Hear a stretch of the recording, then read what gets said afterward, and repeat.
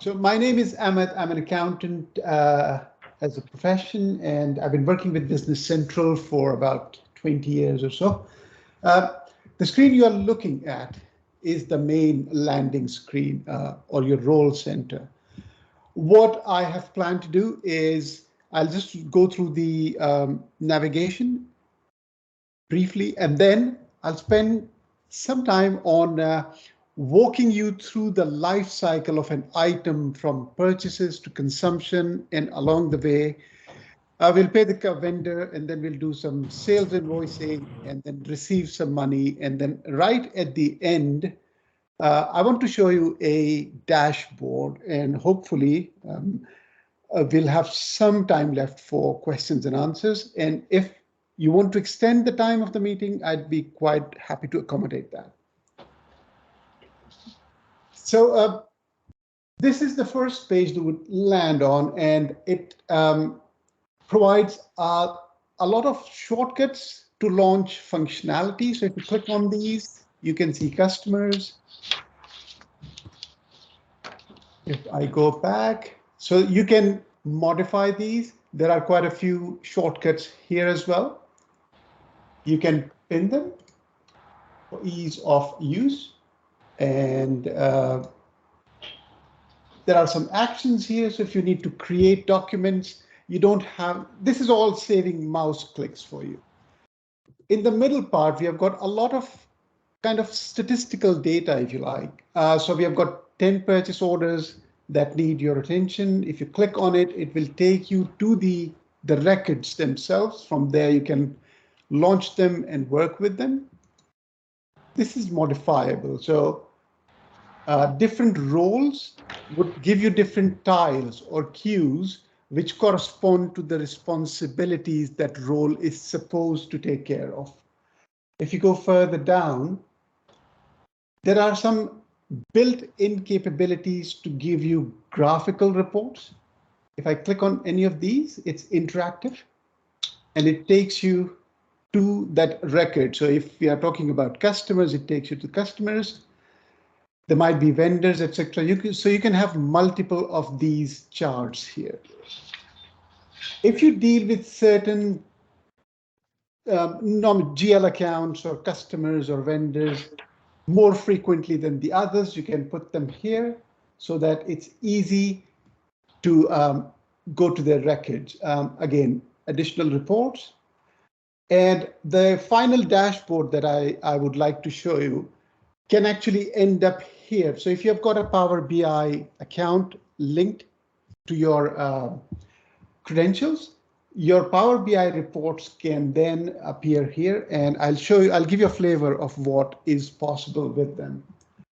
In terms of finding functionality, this is your starting point. You simply have to start typing and the system will filter through the available options. You don't have to know the full word. You don't have to type the whole word. As soon as you start typing part of it, purchase invoice, for instance, it will give you the possible and more popular ones at the top. There are more. You can click on it and then you can see them as well. You can bookmark functionality that is more frequently used and it will appear here. Right. Any questions on the front screen? Okay.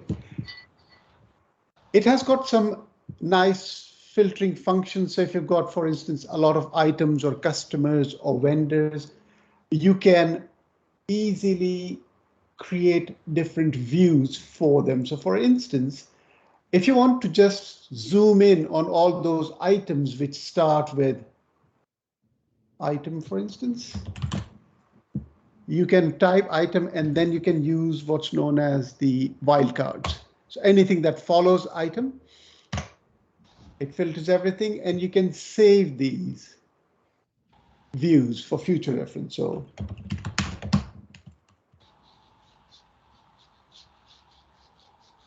you can go back.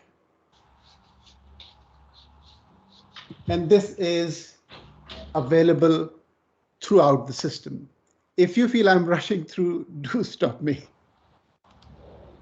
No, you're good.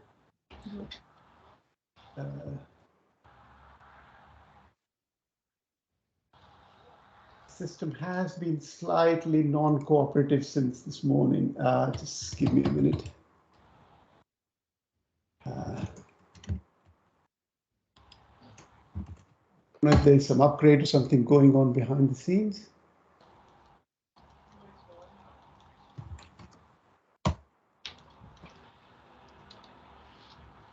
Okay, so that's navigation.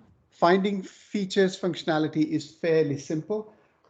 Let me go through the life cycle of the purchase of an item. And as I go through, I will explain. By all means, stop me if you have any questions.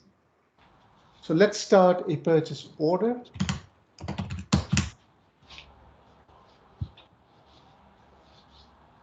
Okay, so this is A. And in most of the screens on the right-hand side, you will notice some like a snapshot of that entity. So here it's telling you the email address, their account, etc. When I create a new one, again here, when I pick the data, it will update this information pane, and then these related tiles will get updated with that vendor. So let me pick a vendor. Okay. And let's pick 1025. Okay. Can change the description. Already done the first one.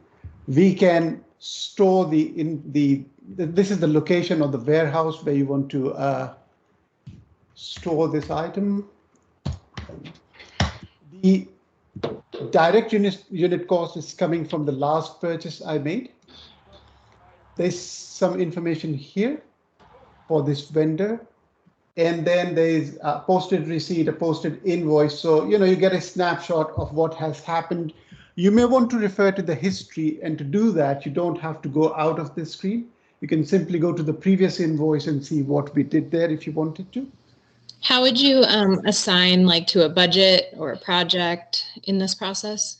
Okay, so when there are multiple ways actually.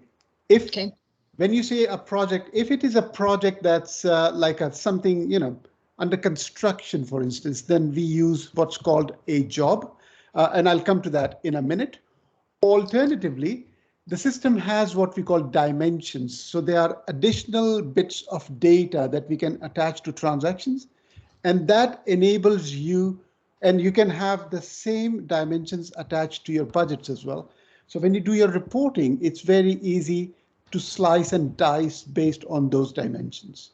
And you would build your mapping into the accounting using those dimensions as well, correct? Precisely, yes. I will quickly show you that as well in a minute. Okay. Okay. So for purchase orders, the process is split into two aspects. We can receive the item separately, and I am using the simplest method, i.e. I can do it from within the purchase screen. But if you wanted a more refined, detailed process, you can do your receiving, you can do your pick, put away, etc. I have received the item. Let's go to the item. When I keep opening pages, the previous pages are still open. So my purchase order will still be there when I come out of this screen. If I go to that item, I've got two quantities in hand. The second part is when you receive the actual invoice from your vendor, provide the document number, and then the second aspect, and it keeps a track of what has been received and what we have to invoice. Again, there are more sophisticated processes if we opt to go for them. Okay, and then invoice. If you want to have a look at the posted document, you can yes. And from every transaction in the system gives you the ability, just a minute, keeps moving. Yeah. So you'll find entries with every transaction. And what it does is when you click on it, it will list every aspect of the system that has been impacted by this transaction. So we posted a purchase invoice. It affected these two GL accounts. It affected the vendor ledger, the detailed vendor ledger, and this is for the items. You can actually navigate to those entities if you want to drill down further. If I now go to so when you said, when you were talking about projects and budgeting, yep. Jobs are one of the mechanisms, and this is a rather elaborate one if you wanted to use it. Let me just quickly explain how it works. So a job is truly like a project.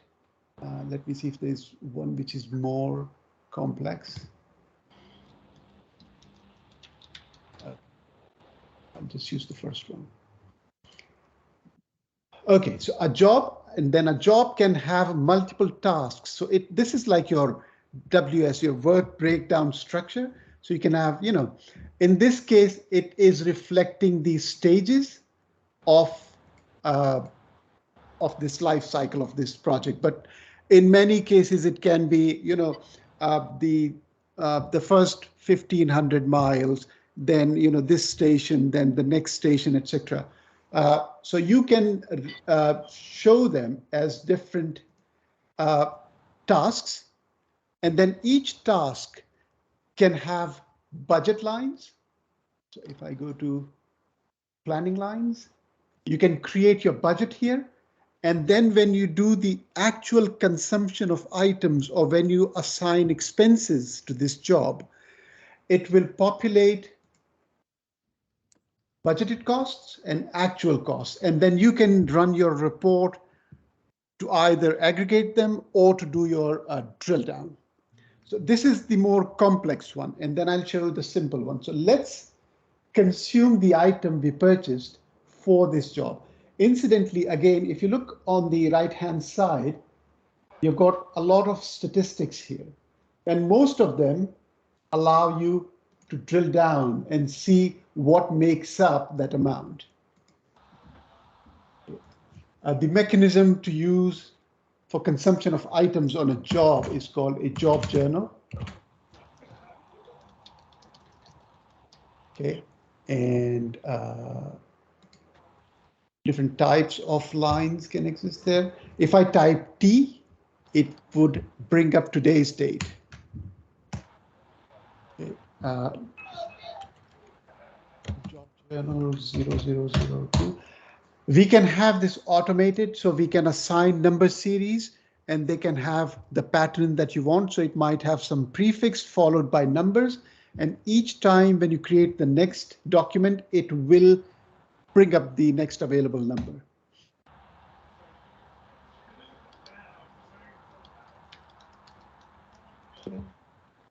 Consume resources, which can be human time or machine time, items or direct expenses.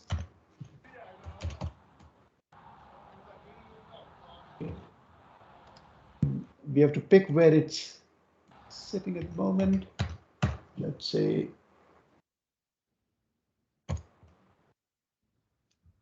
this description. So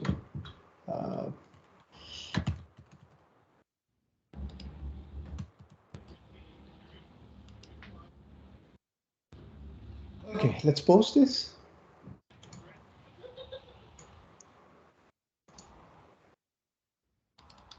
Okay. If we go back to the job, and if you click on the actual cost, this is what I just did. So it accumulates and retains the history for you. Right. How about if you need to undo it?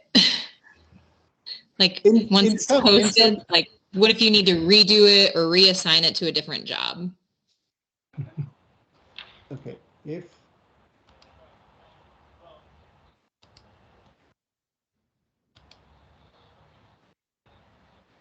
No, it doesn't. It doesn't. Okay, so when I say it doesn't do it here, but Okay. in some other areas you can do it. So, for instance, if I posted a journal, a general journal, I can reverse it. When I do, it retains the original transaction. It then posts an equal but opposite transaction. So the whole audit trail is there for you. Okay. Yep. Now, so this is buying and consuming the item. And now we need to know how much we owe to our vendors. So you can go to the aged reports, payable as well as receivable. One nice feature about this report is that you can do aging on either the due date or the transaction date or the document date. Any one of them, you can define the time frames. So, do you want the buckets to be 30 days, 15 days, 60 days? That's up to you. If you want a synopsis, no details, otherwise we can print the details. And let me just, in fact, let's do it for all the vendors. Excuse me. So the vendor I'm dealing with is right at the end. So, you split your percentages, it gives you the percentages, etc., and then the aggregate for everyone. Right? Now, if I come out of this, let's pay this vendor. I've got 20 minutes.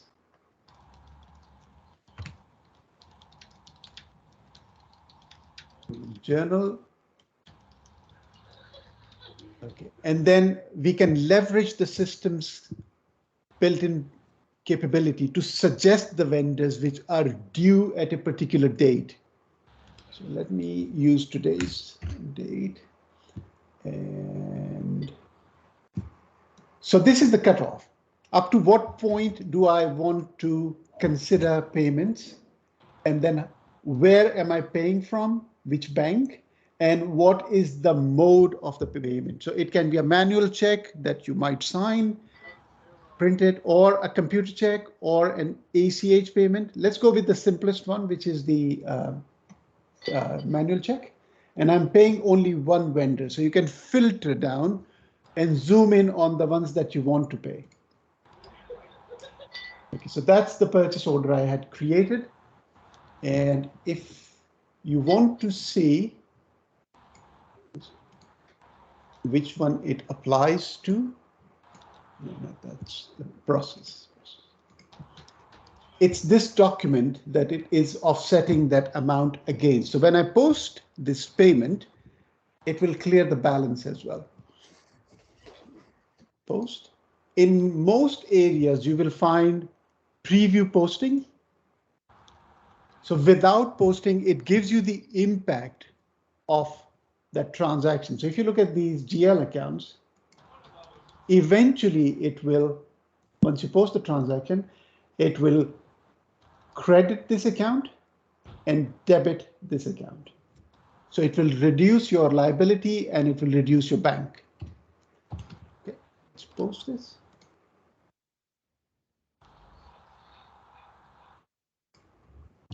Okay, any questions? All right.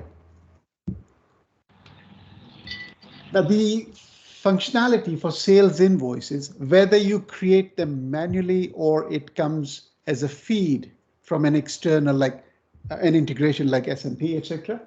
I will create one, but the other down the road processes are very similar. So sales invoice,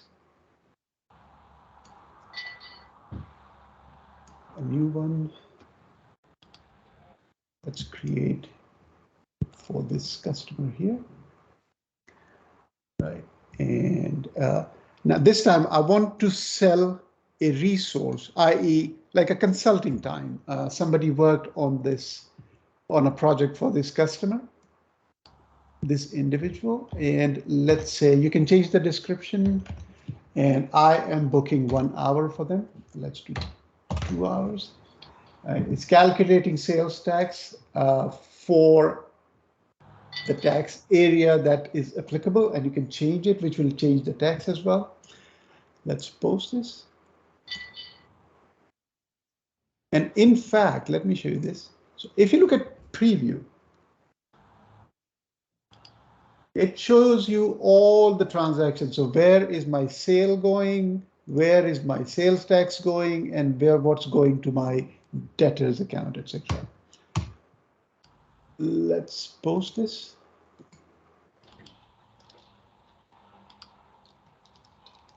Nope. And then let's receive the money from this customer. Cash receipt journal. Okay. So instead of asking the system to suggest anything, let me pick it myself. And you can do different types of transactions. I am recording a payment. If you notice this, it has generated a document number automatically. So as I said before, it's up to you. Whom am I receiving the money from? It's a customer. And let me pick the customer who's paying me. And if I go to apply entries, and I can pick which invoices will be paid by this transaction. So let me pick this one. And then I have to assign the ID of the payment. And it is calculating some discount because I'm paying early. So let me get rid of that. So the whole amount is being paid. Okay. And it brings that amount here. And I can process, post this. Okay. Let's have a look at that customer quickly and then the bank. I mean, I'm not a billing person, Rian, but I'm trying to understand, we'll be doing these in batches, not in a single invoice per se. Right. So we would be taking the output off of probably the OSS basis, so the BSS system that you have, and processing invoices on a monthly basis or however we would do that. So it wouldn't be kind of like what you're showing us is putting a single line item on an invoice.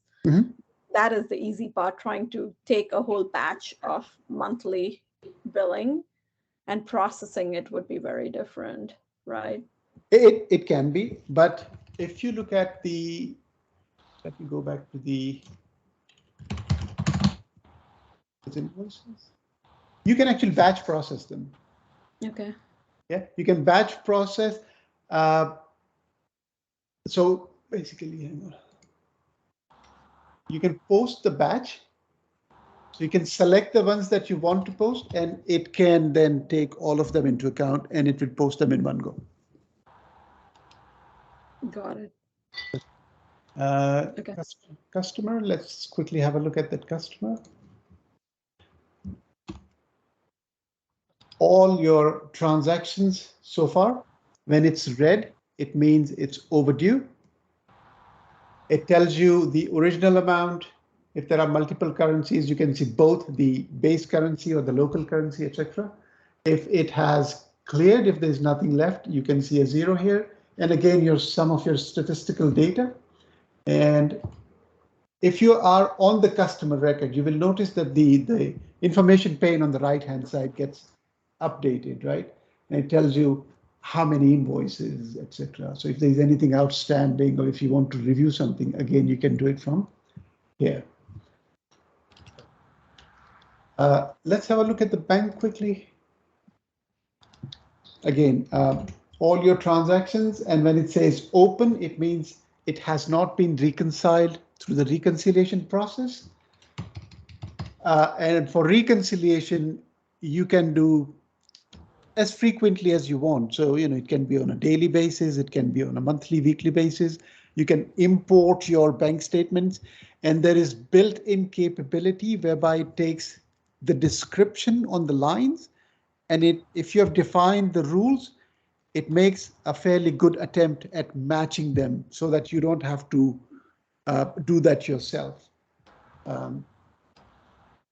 Okay, so any questions before I move on to the dashboard? I think I moved fairly quickly, but I was just keeping the time constraint in mind. Sure. Okay. So what you can do is once your information has been captured, you can create, and this may not be applicable to your industry, but at least it highlights the capability. So you can create fairly graphic, interactive reports, which are driven by the data from Business Central. And then you can see these reports here. If you link your account with Business Central, your Power BI account, you can see these reports here. And these are quite interactive. So if I select a certain month, everything will respond to it. If I want to see whom we sold this item to, it can. On the right-hand side, I've got the last 12 months. On the left, I've got the month. We didn't sell anything in the month. And if I clear this, I can see my top 4 customers for the month, top 12, and that's what I define. I mean, it's how you program it. But they're quite interactive, and they work very well in conjunction with Business Central. So they communicate seamlessly with each other.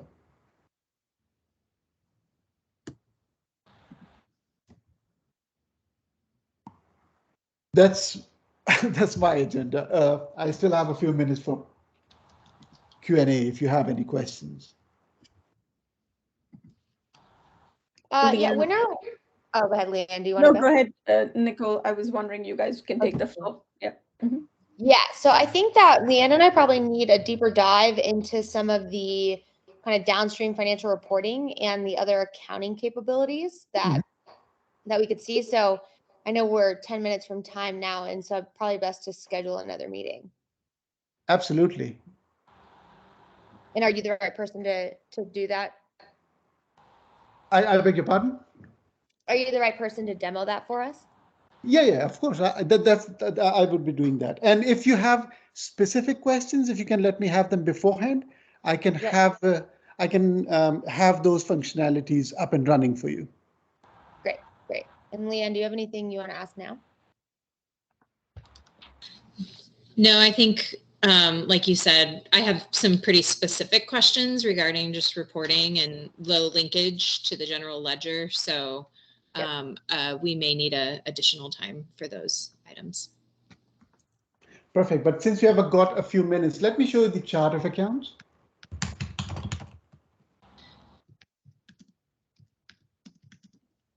So in the chart of accounts, you have all your GL accounts, but on top of that, if you see the highlighted accounts, these are mechanisms basically to generate totals. So for instance, this 10990 will give you the total for this range of accounts.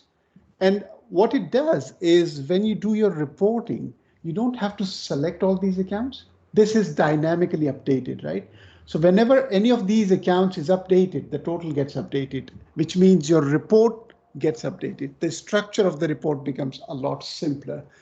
If you go to the account itself, you can define what type of account it is, classification, subclassification, etc. And then obviously you can see the history for it. Earlier, we had a question about managing projects and budgets, right? So what we have here is dimensions. And it is a fantastic feature of the software. We only have 3 here, but you can have more than those. And these can be assigned to customers, items, vendors. And when we do that, any subsequent transactions for those entities will automatically inherit these dimensions, and they will be posted all the way up to the GL entries, which essentially means is that when you do your reporting, you can drill down on them. So let me go back to the chart of accounts, and I'll quickly show you what I mean. Right, and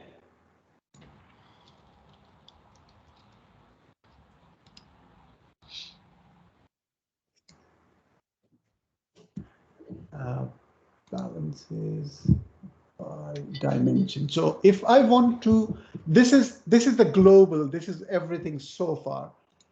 If I want to see, this is not what I'm looking for.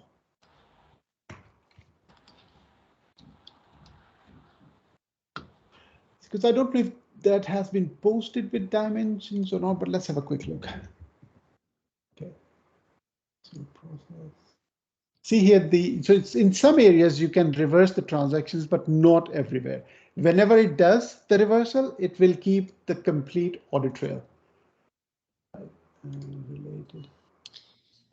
Right. Filter by dimension. So if you on the screen, if you want to just have a look at a certain group, let's say commercial, see, it will drill it down on the screen for you. But when we do reporting, we have got full access to all of these dimensions. So the flip side of it, so all your actual transactions are tagged with it. And then if you go to your budget,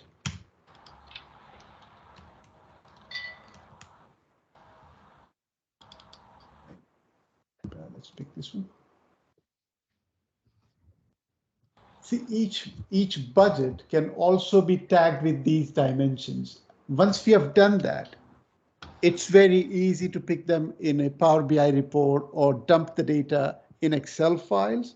And then using these dimensions, we can marry up similar sets of data. And then we can do the, monthly and previous month, previous quarter, previous year, LTM, MLO with budgets, etc. So it really helps in zooming in on your figures with these dimensions. And as I said, there can be multiple. You can go up to 8, 9, 10. It makes it complex, but yeah, it gives you a very refined, granular view of your data.